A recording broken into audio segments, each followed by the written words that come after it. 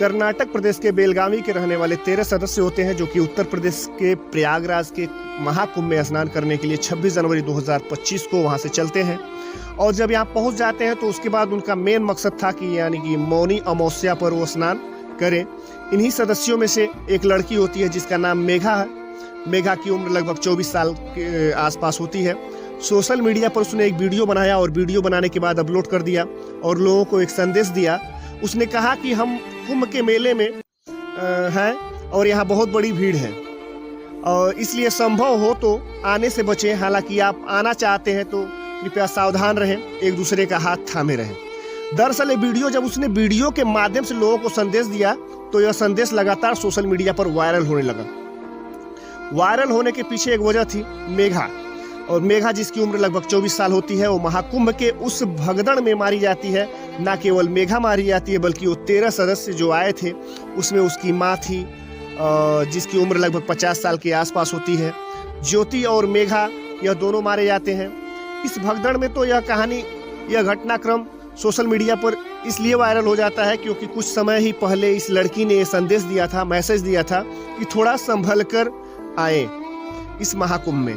अब कर्नाटक प्रदेश के मुख्यमंत्री को जब यह बात पता चलती है तो कर्नाटक के 4 लोग इस भगदड़ में मारे जाते हैं। उनको लाने के लिए अधिकारियों को विशेष विमान की व्यवस्था की जाती है। यह लड़की तो चली जाती है लेकिन यह पता चलता है कि वहाँ यानी कि संगम तट पर ही नहीं बल्कि एक और जगह थी जिसका नाम झूसी, और झूसी वहाँ भी एक हादसा हुआ था और यह हादसा भी कोई कम बड़ा नहीं था। दरअसल यह एक बहुत बड़ा हादसा था जो सोशल मीडिया की अलग अलग प्लेटफॉर्म पर वायरल हो रहा था। लोग उसके बारे में जान रहे थे लेकिन झूसी के इस हादसे के बारे में किसी को कानों कान तक खबर नहीं पहुंची। लेकिन एक पत्रकार अचानक ही जैसे वहां पहुंचते हैं तो यह मामला सोशल मीडिया पर बहुत तेजी के साथ वायरल होने लगता है। दरअसल आज की कहानी के माध्यम से ये समझने की कोशिश करते हैं कि दूसरे हादसे में हुआ क्या था। नमस्कार मित्रों, मैं सुनील यादव गोरखपुर उत्तर प्रदेश से आप सभी का आपके अपने इस यूट्यूब चैनल पर हार्दिक स्वागत और अभिनंदन करता हूं। मित्रों, आज की जो सच्ची घटना मैं आपको सुनाने जा रहा हूं, ये सच्ची घटना उत्तर प्रदेश के प्रयागराज में जो महाकुंभ चल रहा है, महाकुंभ में झूसी में एक स्टॉल लगा हुआ था हल्दीराम कंपनी का और इस स्टॉल पर बड़े बड़े अक्षरों में लिखा था largest snacks company of India. जैसे ही इसका एक छोटा सा क्लिप होता है, यहाँ पर लोग आ रहे जा रहे होते हैं, थोड़ी भगदड़ सी हो रही है। यह जो वीडियो था वह सोशल मीडिया पर वायरल होने लगता है और इस वीडियो की खबर लग जाती है लल्लन टॉप के एक पत्रकार को। लल्लन टॉप के पत्रकार ने जैसे ही इस वीडियो को देखा, देखने के बाद क्योंकि वो इलाहाबाद यानी कि प्रयागराज से ताल्लुक़ रखते हैं इसलिए उन्होंने इसे ढूंढने में थोड़ा वक्त लगाया। लेकिन वक्त पर यानी कि 29 जनवरी 2024 की रात 12 बजे के आसपास तक हल्दीराम के इस स्टॉल के पास पहुंच जाते हैं जो एक काफ़ी बड़ी दुकान थी जिसमें उसका जो एरिया था बहुत बड़ा था। वह वहां पहुंच जाते हैं रात के 12 बजे। 29 जनवरी 2025 की रात 12 बजे, अब कुछ ही देर में 30 जनवरी की रात शुरू होने वाली थी। जैसे ही वहां पहुंचते हैं तो जेसीबी मशीन के माध्यम से कुछ और मजदूर लोग भी काम कर रहे होते हैं, पुलिस वाले भी देख रेख में लगे हुए होते हैं, कुछ लोग वहां वीडियो बना रहे होते हैं, कुछ लोगों का रेला है जो आ रहा है जा रहा है जेसीबी मशीन के माध्यम से। जो वहाँ लोगों के चप्पल, जूते, कपड़े इस तरह से पड़े हुए थे उनको एक साथ ऐसे इकट्ठे कर रहे थे जैसे कि कहीं से रेत या मिट्टी का टीला होता है जो एक जगह से दूसरी जगह ले जाया जाता है, उसी तरह से वो ले जा रहे थे, जिसमें बहुत बड़ी मात्रा में हजारों की संख्या में चप्पल थे, हजारों की संख्या में कपड़े थे, हजारों की संख्या में सामान। उसको मलबे को ट्रैक्टर टाली में भर रहे थे, ट्रक भर रहे थे। तभी पत्रकार ने पूछा कि भैया यहाँ कब से भर रहे हो? तो उसने कहा कि शाम 6 बजे से लगे हैं, 7-8 ट्रॉली यहाँ से इस तरह से जो सामान है यहाँ से भेज चुके हैं। जैसे ही पत्रकार ने यह देखा तो उसे बड़ा आश्चर्य हुआ, ताज्जुब हुआ कि लोगों को तो लग रहा था कि संगम तट पर ही हादसा हुआ है, लेकिन यहाँ तो शायद उससे बड़ा हादसा हुआ है क्योंकि हजारों की संख्या में लोगों के जो सामान थे यहीं पर छूट गए थे और उनको ढोने के लिए, उनको ले जाने के लिए, उनको फेंकने के लिए, रास्ता साफ करने के लिए जेसीबी जैसी बड़ी मशीन का सहारा लिया जा रहा था। जगह जगह कैंटर खड़े हुए थे और कैंटर में जो भरा जा रहा था आखिरकार जो नज़र पड़ जाती है यहाँ से पास में, यानी कि ठीक पास में एक चौकी होती है। चौकी को तो भीड़ की वजह से उसे तहस नहस हो जाती है। जो उसके अवशेष थे वो अवशेष ही बचते हैं। बाकी तो चौकी वहाँ रहती ही नहीं है। लेकिन ठीक उसके बराबर में जो था ये हल्दीराम का स्टॉल, और हल्दीराम के स्टॉल के पास जैसे ही ये पहुँचते हैं तो वहाँ जाने के बाद एक लड़की जिसका नाम नेहा ओझा होता है, नेहा ओझा ने जैसे ही पत्रकार को देखा तो वह पत्रकार पर भड़क जाती है। कहती है कि तुम्हें पहुँचते पहुँचते इतना वक्त लगा। पत्रकार ने माफ़ी मांगते हुए कहा कि बहन हमें माफ़ कर देना, हमें जानकारी नहीं थी। जैसे ही जानकारी मिली है मैं अकेला ही यहाँ पहुँच पाया हूँ। यानी कि अगर भारतवर्ष की बात करें तो तमाम मीडिया चैनल है, तमाम अखबार है, तमाम सोशल मीडिया पर काम करने वाले पत्रकार हैं, लोग हैं, लेकिन महज एक पत्रकार थे जो लल्लन टॉप के पत्रकार थे। उन्हें भी 29 जनवरी 2025 की रात लगभग 12 बजे का समय हो जाता है। ठीक इस घटना के 12 घंटे से ज़्यादा का समय हो जाता है। जो पहली घटना होती है वह 28-29 जनवरी की रात होती है, और जब यह पहुंचते हैं तो इस घटना के लगभग 24 घंटे के बाद पहुंचते हैं। वहां जाकर जब इन्होंने देखा, उस लड़की से बातचीत करने की कोशिश की तो लड़की गुस्से में तो थी ही। लड़की से पूछा कि यहाँ बेटा हुआ क्या था, तुमने अपनी आंखों से क्या देखा। उस लड़की ने कहा कि मैंने जो अपनी आंखों से देखा 29 जनवरी 2025 की सुबह 4 बजे से सुबह 8 बजे तक इस तरह से भगदड़ थी। महज 2 पुलिस वाले थे, लोगों का रेला, जिधर चारों तरफ से रास्ते जैसे बंद हो गए थे और लोग एक जगह फंस गए थे। लोग निकलने की वजह से आपस में भगदड़ मच जाती है। उनके स्टॉल के पास भी कुछ लोग आ जाते हैं। कई लोग थे जो उनके स्टॉल के अंदर भी आ गए थे। लगभग 6 लोगों की गिनती उसने की, अपने पास से की थी, जो उसके स्टॉल के अंदर मर चुके थे। बाकी कई ऐसे लोग थे जो घायल थे, वो उन्हें पानी पिला रही है, किसी को कुछ खिला रही है। उसके बाद जो ये जिम्मेदारी थी यह पुलिस और प्रशासन की जिम्मेदारी थी, हमारी कोई जिम्मेदारी नहीं थी। वो लड़की रोते हुए कहने लगती है, कहती है कि 1,80,000 उसके गले में रखा हुआ था और 1,80,000 भी किसी ने चोरी कर लिए हैं। कई लोगों के आधार कार्ड, पैन कार्ड या सामान यहाँ पर छूट गए हैं, यहाँ पर रखे हुए हैं। आप देख सकते हैं, अंदाज़ा लगा सकते हैं कि क्या स्थिति रही होगी। इसी बीच में जो उसका स्टॉल का मालिक है वो भी मौके पर पहुँच जाता है। वो मौके पर आने के बाद कहता है कि साहब आप अंदाज़ा नहीं लगा सकते, इस हादसे में यानी कि संगम तट का हादसा अलग है और ये झूसी का हादसा बिल्कुल अलग है। यहाँ कम से कम 24-25 लोग तो मारे ही गए होंगे, न जाने कितने लोग घायल हुए होंगे। आखिरकार इस मामले को ऐसा क्यों दबाया जा रहा है?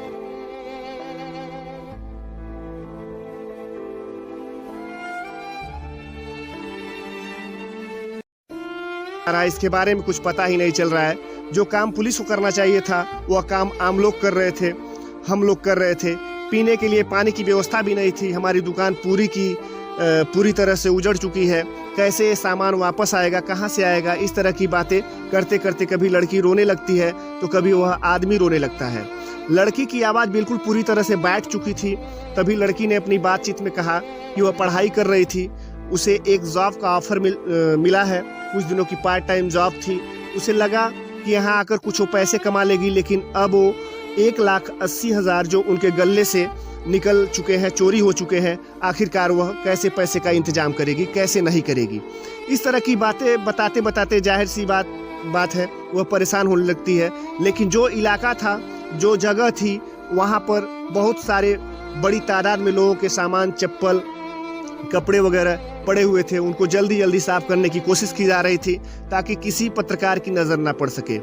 लेकिन लल्लन टॉप के पत्रकार की नज़र पड़ी और वीडियो जब सोशल मीडिया पर अपलोड किया गया तो इसे लाखों की संख्या में लोगों ने देखा और जानने की कोशिश की कि आखिरकार यहाँ क्या हुआ और कितने लोग इस हादसे में मारे गए होंगे। साथ ही साथ जब इस घटनाक्रम के बारे में पता चल रहा था तभी एक पत्रकार और आगे बढ़ता है। झूसी थाना क्षेत्र का एक ही इलाका, जो दिल्ली से आई संजना देवी और उसकी एक बहन होती है। बहन उसे मिल नहीं पा रही थी, वह अपनी बहन से 100 मीटर दूर थी और 100 मीटर दूर जब स्थान पहुंचती है, उस स्थान पे पहुंचती है तो वहां जाने के बाद उसे पहुंचने में अच्छा खासा वक्त लग जाता है। और वह वक्त लगने में जो वो लड़की रोने लगती है, आखिरकार अपनी बहन तक तो पहुंच जाती है, लेकिन 2 दिन से वह अपनी माँ को ढूंढ रही थी। दोनों बहनें माँ नहीं मिल पाती और माँ को याद करके उसके बारे में सोचकर वो रो रही थी। जब पत्रकार ने पूछा कि तुम कौन हो, कहाँ से आई हो, तो उस लड़की ने कहा मेरा नाम संजना है और मेरी माँ का नाम क्रांति देवी है।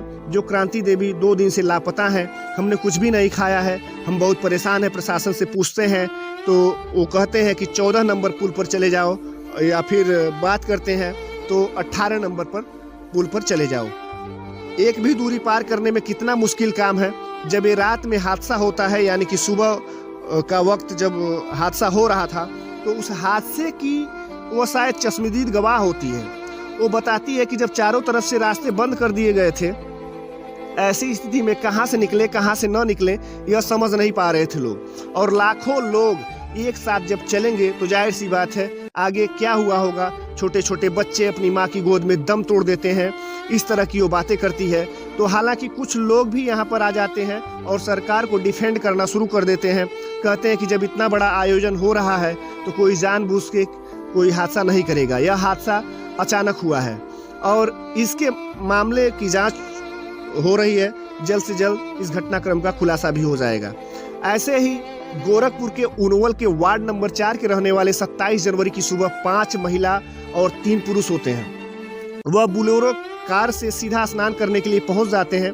जैसे ही 28 और 29 की रात संगम तट पर यह स्नान करने के लिए जा रहे थे, अचानक से भगदड़ मच जाती है।